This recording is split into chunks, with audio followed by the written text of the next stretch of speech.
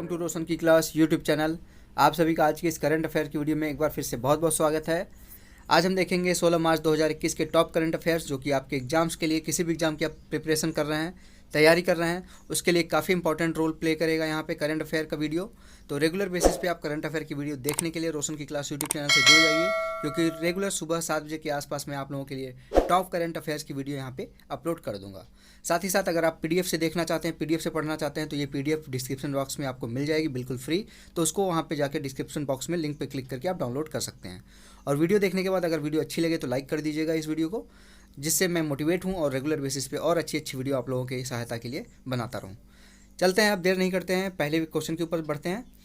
यहाँ पे देख लीजिए, पहला क्वेश्चन है, हालिया रिपोर्ट के अनुसार भारत अभी भी, मतलब कि हाल ही में एक रिपोर्ट आई है, उसके अनुसार भारत अभी भी दुनिया का दूसरा सबसे बड़ा हथियार आयातक बना हुआ है। आयातक मतलब काफ़ी लोगों को यहाँ पे आयात और निर्यात में कन्फ्यूजन होता है।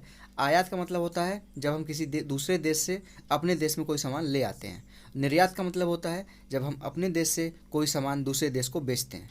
ठीक है, तो हम अभी भी, इस रिपोर्ट के अनुसार अभी भी भारत दुनिया का दूसरा सबसे ज़्यादा हथियार खरीदने वाला देश बना हुआ है। कौन सी संस्था हथियारों के आयात निर्यात पर आंकड़े जारी करती है? तो यहाँ पे जो हथियारों के आयात निर्यात पर आंकड़े बनाती है, रिपोर्ट जारी करती है, वो है, उस संस्था का नाम है सिप्री, SIPRI। सिप्री इस संस्था का नाम है। इसका अगर फुल फॉर्म पूछ लेता है, क्योंकि काफ़ी एग्जाम्स में फुल फॉर्म पूछा गया है सिप्री का, तो सिप्री का फुल फॉर्म है Stockholm International Peace Research institute.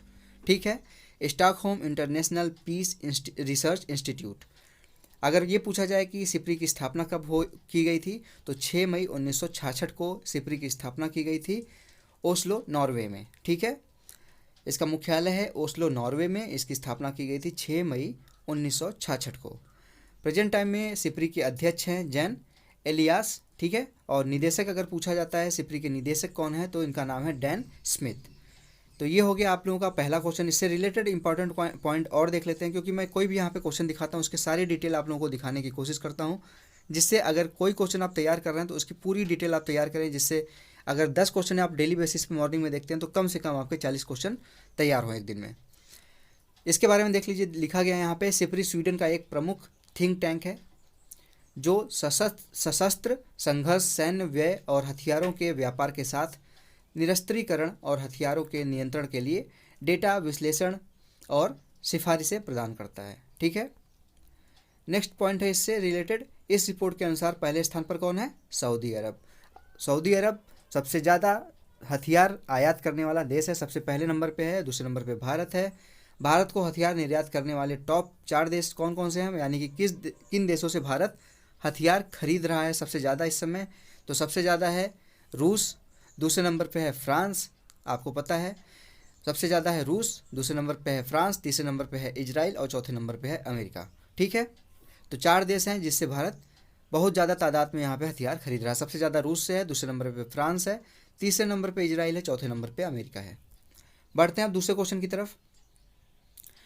Grammy award के 63वें संस्करण का आयोजन कहाँ किया गया? तो हाल ही में ये आयोजन किया गया था, ग्रैमी अवार्ड का 63वां संस्करण था ये याद रखिएगा, 63वां 63 नंबर का ये ग्रैमी अवार्ड संस्करण की आयोजन किया गया था। इसका आयोजन किया गया था कहाँ पे? Los Angeles conclave convention centre में।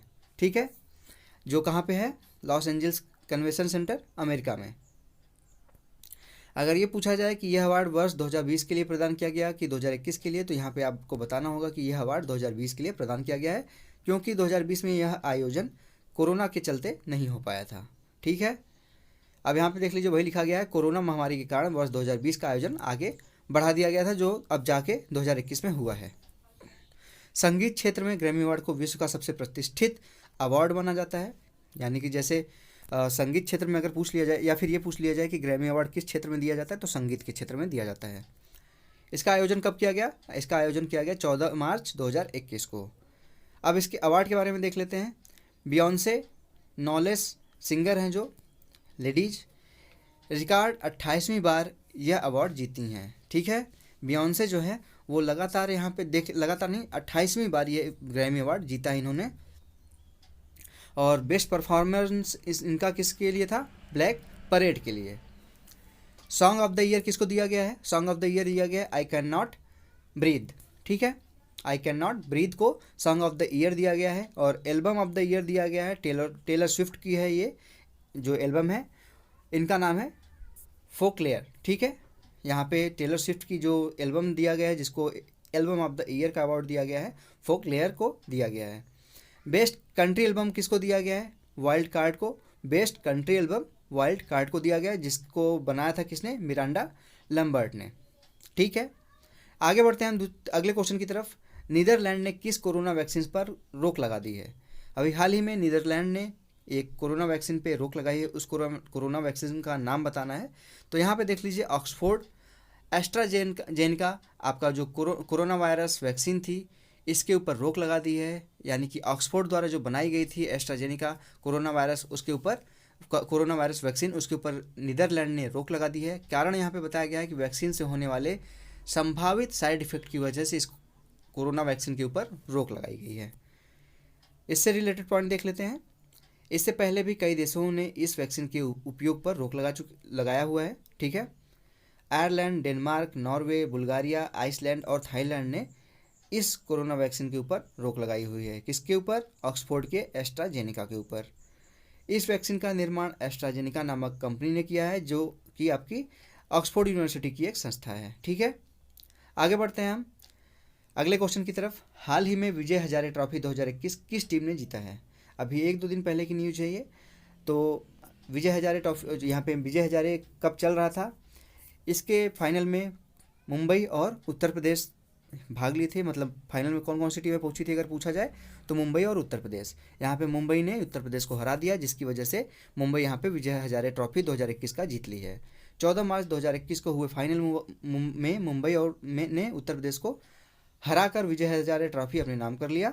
अब मुंबई ने यह खिताब 4 बार अब यहाँ पे मुंबई 4 बार यह खिताब जीत चुकी है। सबसे ज़्यादा खिताब कौन जीता है? तमिलनाडु 5 बार। यहाँ पे पूछ सकता है कि विजय हजारे ट्रॉफी जो है 2021 का मुंबई जीती है, लेकिन अभी तक सबसे ज़्यादा बार विजय हजारे ट्रॉफी किस स्टेट ने जीता है? तो यहाँ पे आएगा उसका आंसर तमिलनाडु 5 बार, ठीक है। और मुंबई ने ये जो 2021 का जीता है इसी के साथ विजय हजारे ट्रॉफी 4 बार जीत चुका है ये। अगला क्वेश्चन यहाँ पे उससे रिलेटेड पॉइंट है। इस सीजन में सबसे ज़्यादा रन कौन बनाया है अगर पूछता है विजय हजारे ट्रॉफी में? तो पृथ्वी शॉ ने बनाया है, जो कि मुंबई के ही खिलाड़ी थे, जिन्होंने बनाया 827 रन, ठीक। अगला पॉइंट इससे रिलेटेड, पृथ्वी शॉ ने मयंक अग्रवाल के द्वारा बनाए गए रनों का रिकॉर्ड तोड़ दिया है। मयंक अग्रवाल ने 2017-18 के जो संस्करण था विजय हजारे ट्रॉफी का उसमें 723 रन बनाया था। अगला यहाँ पे इससे रिलेटेड यहाँ पे देख लीजिए, Vijay Hazare also known as one day trophy. Vijay Hazare को हम वनडे ट्रॉफी के नाम से भी जानते हैं। फॉर्मेट क्या है? लिस्ट ए क्रिकेट है, भारत के अंदर जो लिस्ट ए क्रिकेट खेला जाता है उस फॉर्मेट का है ये। और इसका पहला जो संस्करण हुआ था वो कब हुआ था? 2002-3 में, ठीक है। 2002-3 में विजय हजारे ट्रॉफी का पहला संस्करण हुआ था। नंबर ऑफ टीम कितनी इसमें खेलती हैं? 38 टीमें खेलती हैं। अब आपको लगेगा कि एक स्टेट तो टोटल यहाँ पे 28 ही हैं भारत में, और मान लीजिए यूनियन टेरिटरी को भी जोड़ते हैं तो 38 आपके होंगे कि नहीं होंगे? तो बिल्कुल नहीं होंगे, क्योंकि यहाँ पे आपके टोटल अगर देखा जाए तो आपके टोटल 27 ही यहाँ पे टोटल मिला के आएगा, 37। लेकिन यहाँ पे इस तरीके से नहीं खेलते कि यहाँ जितने यूनियन टेरिटरी हैं वो खेलते हैं या फिर जितने स्टेट हैं वो अपनी तरफ से खेलते हैं, ऐसा नहीं है। एक ही स्टेट में आपके 2-2, 3-3 टीमें बना ली जाती हैं, ठीक है। इस तरीके से ये बढ़ के 38 हो गई हैं। और 2019-20 का कौन जीता था विजय हजारे ट्रॉफी? कर्नाटक जीता था, चौथा टाइटल उसका भी था ये। आगे बढ़ते हैं अगले क्वेश्चन की तरफ। नीति आयोग ने कितने सरकारी बैंकों को निजीकरण से बाहर रखने की बात कही है? तो नीति आयोग ने अभी हाल ही में ये रिपोर्ट बताई थी कि 6 सरकारी बैंक हैं जिसको यहाँ पे निजीकरण से बाहर रखा जाएगा। जिसमें कौन कौन से बैंक आएंगे? 6 bank, Punjab national bank, union bank, Canara bank, Indian bank, bank of Baroda, state bank of India, ठीक है। SBI को रखा जाएगा, BOB को रखा जाएगा, इंडियन बैंक को रखा जाएगा, केनरा बैंक को रखा जाएगा, यूनियन बैंक को रखा जाएगा और पंजाब नेशनल बैंक को रखा जाएगा निजीकरण से बाहर, ठीक है। सरकार ने अगस्त 2019 में 10 PSBs का 4 PSB में विलय कर दिया था। 2019 में पूछा जाए कि कितने PSB को जो पब्लिक सेक्टर बैंक हैं उनका विलय किया गया था। PSB का यहाँ पे फुल फॉर्म होगा पब्लिक सेक्टर बैंक्स। तो यहाँ पे 10 यहाँ पे सरकारी बैंक जो थे उनका 4 में विलय कर दिया था। इस विलय से कुल संख्या 27 से अब घट के 12 हो गई थी। PSB मतलब होता है प्राइवेट सेक्टर बैंक, ठीक है। सरकार ने यहाँ पे अगस्त 2019 में 10 पीएसबी का विलय कर दिया था, 4 पीएसबी में विलय कर दिया था। तो यहाँ पे देख लीजिएगा, इस चीज़ को आप वेरीफाई कर लीजिएगा पीएसबी का फुल फॉर्म क्या होता है। ठीक है, एक बार पीएसबी का फुल फॉर्म यहाँ पे कमेंट बॉक्स में बता दीजिएगा, अगर कोई गलती हुई होगी तो उसको मैं सही कर लूँगा। नीति आयोग, यहाँ पे 1 जनवरी 2015 को इसका गठन किया गया था नीति आयोग का। इसका फुल फॉर्म होता है national institute for transforming India. ठीक है, इसके पहले अगर पूछा जाए कि नीति आयोग किसकी जगह पे बनाया गया था, तो प्लानिंग कमीशन था, उसकी जगह पे बना के 1 जनवरी 2015 को नीति आयोग कर दिया गया था। अध्यक्ष कौन है नीति आयोग के? नरेंद्र मोदी जी हैं। सीईओ हैं अमिताभ कांत जी। मुख्यालय नीति आयोग का है नई दिल्ली में। और नीति आयोग से यहाँ पे एक पॉइंट और देख लेते हैं, नीति आयोग को योजना आयोग के स्थान पर, वही जो मैंने बताया प्लानिंग कमीशन, उसी के स्थान पर बनाया गया था। अगला क्वेश्चन यहाँ पे, विश्व उपभोक्ता अधिकार जो अधिकार दिवस है वो कब मनाया गया? तो विश्व उपभोक्ता अधिकार दिवस मनाया गया आपका प्रत्येक वर्ष मनाया जाता है 15 मार्च को। ठीक है, 15 मार्च को विश्व उपभोक्ता अधिकार दिवस मनाया जाता है। यह दिवस उपभोक्ता के अधिकारों और जरूरतों को के बारे में वैश्विक जागरूकता बढ़ाने का कार्य करती है। ठीक है, यह दिवस उपभोक्ता के अधिकारों और ज़रूरतों के बारे में वैश्विक जागरूकता बढ़ाने का कार्य करती है। कौन? विश्व उपभोक्ता अधिकार दिवस। इस बार का अगर पूछा जाए 2021 का जो विश्व उपभोक्ता अधिकार दिवस का थीम क्या था, तो यहाँ पे है ट्रैंकलिंग प्लास्टिक पोल्यूशन। ठीक है, नेक्स्ट क्वेश्चन है यहाँ पे, 15 मार्च को भारत के में रामकृष्ण जयंती मनाई जाती है। अब रामकृष्ण जयंती के बारे में देख लीजिए। रामकृष्ण परमहंस भारत के एक महान संत, आध्यात्मिक गुरु एवं विचारक थे। इन्होंने सभी धर्मों की एकता पर जोर दिया था। तो 15 मार्च को क्या मनाया जाता है? किसकी जयंती मनाई जाती है? रामकृष्ण जी की जयंती मनाई जाती है, रामकृष्ण परमहंस की। नेक्स्ट क्वेश्चन की तरफ बढ़ते हैं हम। All India tourist vehicle authorisation permit rule 2021 किस मंत्रालय द्वारा जारी किया गया है? ठीक है, all India tourist vehicle authorisation permit rule 2021 किस मंत्रालय द्वारा जारी किया गया है? तो बिल्कुल ये आप सभी को पता होगा, सड़क परिवहन और राजमार्ग मंत्रालय द्वारा ये जारी किया गया है। अगर पूछा जाए कि सड़क परिवहन और राजमार्ग मंत्रालय के मंत्री कौन है, केंद्रीय मंत्री, तो केंद्रीय मंत्री हैं नितिन गडकरी जी। ठीक है, राज्य मंत्री पूछ सकता है आपसे कि सड़क परिवहन और राज्य मंत्रालय के राज्य मंत्री कौन है, तो विजय कुमार सिंह जी हैं राज्य मंत्री। ये नियम 1 अप्रैल 2021 से लागू होंगे। ठीक है, 1 अप्रैल 2021 से ये नियम लागू हो जाएंगे। अब tourist vehicle operators all India tourist authorisation permit के लिए ऑनलाइन आवेदन कर सकते हैं, यानी कि उनको कहीं जाने की ज़रूरत नहीं है, किसी भी यहाँ पे आरटीओ ऑफिस में जाके खड़े होने की ज़रूरत नहीं है। आप ऑनलाइन आराम से 1 अप्रैल के बाद यहाँ पे जो ऑथराइजेशन परमिट है वो अप्लाई कर सकते हैं। आगे बढ़ते हैं हम अगले क्वेश्चन की तरफ। हाल ही में चर्चा में रहे उमरेड पौनी करहडला वन्यजीव अभयारण्य किस राज्य में स्थित है? तो ये जो अभयारण्य है उमरेड पौनी करहडला, ये आपका महाराष्ट्र में है।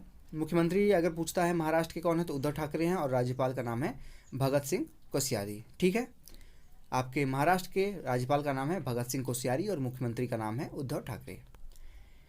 इससे रिलेटेड इंपॉर्टेंट पॉइंट देख लेते हैं। जो पॉइंट था, प्रसिद्ध तबोडा अंधारी टाइगर रिजर्व और पेनगंगा वन्यजीव अभयारण्य महाराष्ट्र में ही स्थित है। तो पेनगंगा वन्यजीव अभयारण्य और तबोडा अंधारी टाइगर रिजर्व ये दोनों भी महाराष्ट्र में उपस्थित हैं, और उमरेड पौनी करहडला ये भी वन्यजीव अभयारण्य महाराष्ट्र में बनाया गया है। ठीक है, तो आज की वीडियो में यहाँ पे इतना ही दोस्तों। अगर आप लोगों को आज की वीडियो अच्छी लगी हो, आज का करंट अफेयर अच्छा लगा हो, तो प्लीज़ इस वीडियो को लाइक करिएगा। और ऐसे रेगुलर बेसिस पे करंट अफेयर की वीडियो के लिए नीचे सब्सक्राइब बटन है लाल कलर का, उस पर क्लिक करके सब्सक्राइब करना मत भूलिए। और साथ ही साथ बेल आइकन आएगा, यानी कि घंटे का निशान आएगा, जब आप सब्सक्राइब करेंगे तो उस पर भी क्लिक कर लीजिएगा, जिससे मैं रेगुलर बेसिस पे जो भी वीडियो यहाँ पे अपलोड करूँ उसकी नोटिफिकेशन आप तक पहुँच जाए। तो फ्रेंड्स, मिलते हैं नेक्स्ट वीडियो में, तब तक के लिए आप लोगों का बहुत बहुत धन्यवाद। जय हिंद, वंदे मातरम।